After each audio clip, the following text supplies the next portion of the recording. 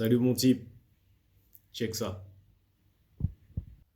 New video today taken Wednesday about 3:30 in the afternoon. Look at the entrance to the Louis Vuitton store at Oakbrook Center. A crew of criminals, 14 suspects according to police, working together in the store and driving away in 3 vehicles. Once they entered the store, they pulled out the garbage bags from their coats and started filling them with merchandise. Oakbrook's police chief says they are following leads today, including license plate numbers for the criminals' getaway cars. Police say they swiped about $100,000 worth of merchandise, and that's shocking for shoppers. This is pretty safe area. We come here all the time with kids play outside. You don't expect to see that kind of thing happening outside of the city, too, because I actually moved in from the city just recently, so I thought I escaped all of that. And this isn't the only Louis Vuitton case. Another one happened last month, 30 miles from here in the northern suburbs. In that case, Northbrook police say 13 thieves and 3 getaway drivers targeted this store at Northbrook Court Mall, stealing $66,000 worth of merchandise. Voilà mon type. Je voulais qu'on voit cette vidéo, je voulais qu'on parle vite, rapidement de cette vidéo-là parce que ce qui se passe sous nos yeux là, pour moi, c'est symptomatique. C'est symptomatique de la crise qui va arriver, de la crise qu'on vit déjà même, tu vois ce que je veux dire avec cette histoire de Coco là, c'est ce qu'on vit déjà. Et ce genre d'agissement, on va les voir de plus en plus nombreux. D'ailleurs là, c'est celui de Chicago qu'on a vu. Donc pour la petite histoire, c'est le magasin Louis Vuitton de Chicago qui se fait prendre d'assaut. Une vraie boule D comment on dit ça, en bonne et due forme. C'est-à-dire que les gars, ils arrivent, ils sont une quinze-vingtaine, boum, boum, boum, ils arrivent, t'as pas le temps de réfléchir. Les mecs, ils vont en réserve, ils vont tout ce qu'il y a aussi en vitrine et tout ce qui est déjà dans le magasin. Tu vois, ils arrachent les sacs, ils sautent, ils prennent tout ce qu'il y a à prendre parce que le truc doit se faire ultra rapidement et ils repartent. Bon, il y a un petit accrochage rapide, mais bon, c'est vraiment rien parce que il n'y a pas eu de blessés du côté des employés, il n'y a pas eu de blessés du côté des clients, enfin, il n'y a pas eu de blessés, il n'y a aucune goutte de sang qui a coulé. Donc ça, c'est très bien dans malheureusement, cette situation un peu dure.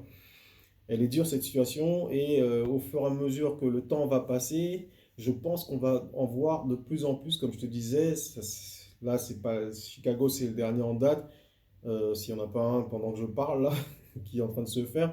Mais sinon, avant, il y a eu New York, il y a eu San Francisco, et j'oublie d'autres villes, mais il y a eu d'autres trucs, tu vois. Mais ce que je comprends là, c'est que, tu vois, les pauvres, ils ont faim. Les pauvres, ils ont faim et ils sont dans une vraie frustration.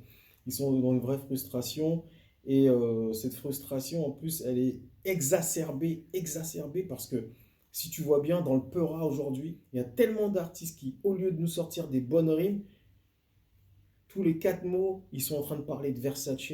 Tous les 4 mots, ils sont en train de parler de Louis Vuitton en disant Louis V, si bien que même les petits maintenant, quand ils parlent de Louis Vuitton, ils disent Louis V comme s'ils étaient intimes avec ces gens-là, tu vois ce que je veux dire?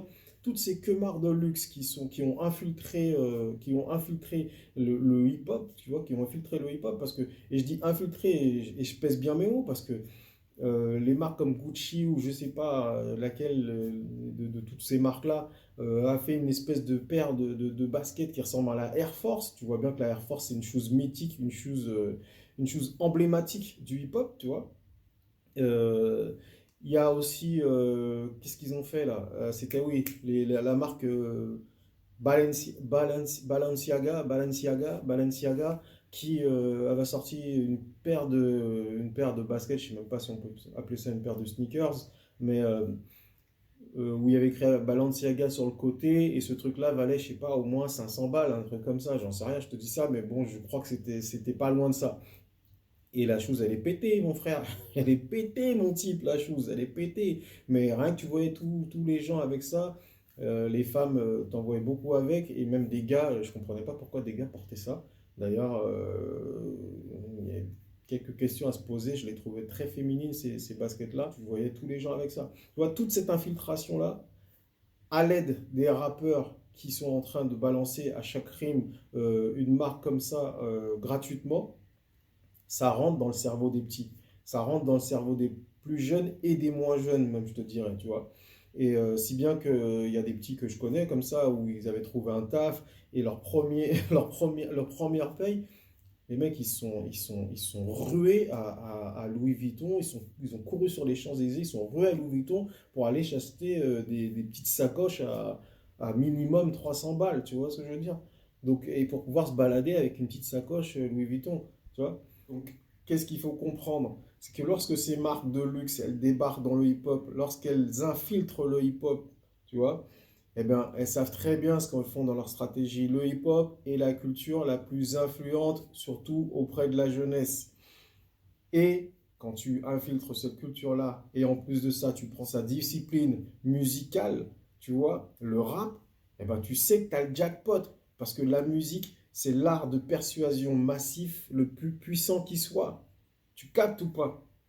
Donc, essaye de ne pas te faire matrixer le cerveau par tous ces rappeurs qui, toutes les 2 minutes, nous parlent de ce qu'ils portent sur eux, au lieu de nous dire ce qu'ils ont vraiment dans la tête.